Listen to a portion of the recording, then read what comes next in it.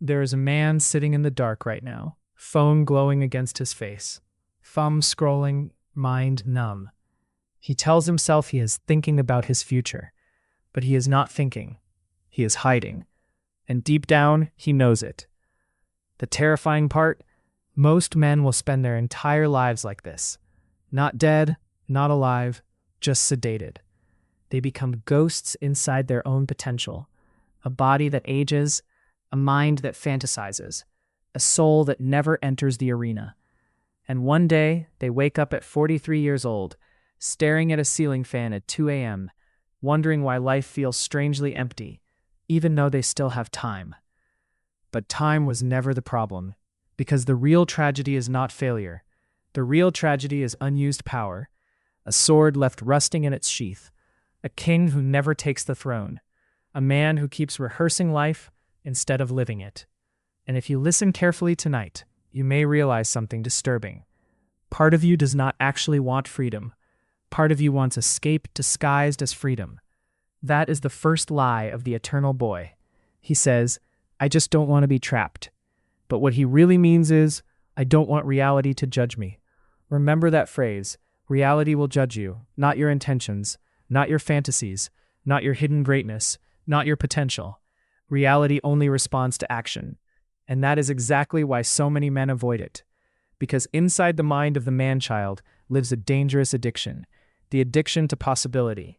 As long as you never commit, every version of yourself stays alive. You could become rich, you could become powerful, you could become admired, you could become extraordinary. But the second you choose one path, every other fantasy dies. That death terrifies weak men, so they remain suspended between worlds. Not poor enough to panic, not disciplined enough to transform, just comfortable enough to decay.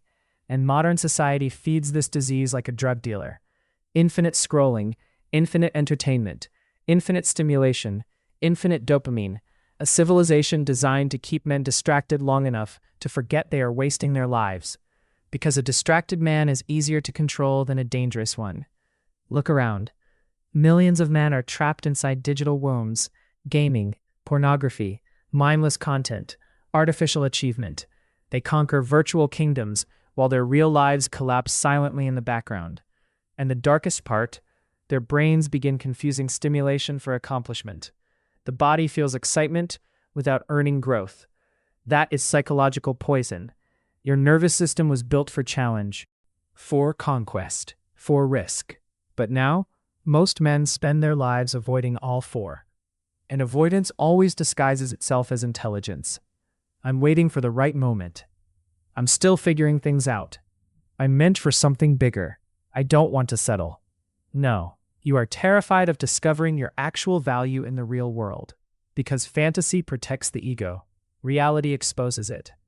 That is why the eternal boy lives in what Carl Jung called the provisional life. Everything is temporary. Temporary job, temporary relationship, temporary effort, temporary discipline, temporary identity.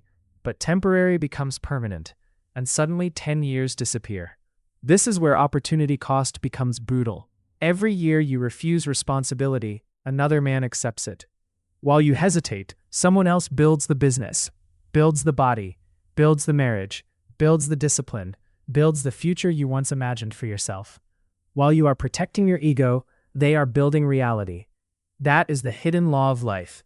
Indecision is still a decision, and it always has a price. A man thinks he is keeping his options open, but every year he delays commitment, his value quietly bleeds out beneath him, especially in relationships. This is where many men destroy themselves without realizing it. They chase endless novelty because novelty feels like freedom. A new girl, a new dream, a new identity, a new plan, a new obsession. But commitment feels heavy, because commitment forces confrontation. The moment you commit to one woman, one mission, one path, reality starts testing you, and the boy inside you panics. Because boys seek pleasure, men seek meaning. There is a difference. Pleasure asks, how can I feel good today? Meaning asks, what pain am I willing to carry for something greater than myself? Most modern men never answer that question. So they remain trapped in shallow pleasures that slowly hollow them out from the inside. And women can feel it. A woman may say she wants freedom and fun, But deep inside, her nervous system is evaluating something ancient. Can this man carry weight? Can he survive pressure? Can he lead through uncertainty? Can he protect stability when chaos arrives? Because attraction is not just emotional, it is biological. A woman's instincts are unconsciously measuring whether a man can endure responsibility without collapsing. That is why immature men often become addicted to potential relationships. They want admiration without accountability, intimacy without sacrifice, loyalty without leadership. They want the rewards of masculinity without paying the initiation price. But life always collects payment eventually. Always. The man who avoids responsibility in his 20s often meets humiliation in his 30s. The man who delays discipline eventually loses options. This is the cruel mathematics of opportunity cost. Every comfort has a hidden bill. Every avoidance compounds interest. And here's the part nobody tells you.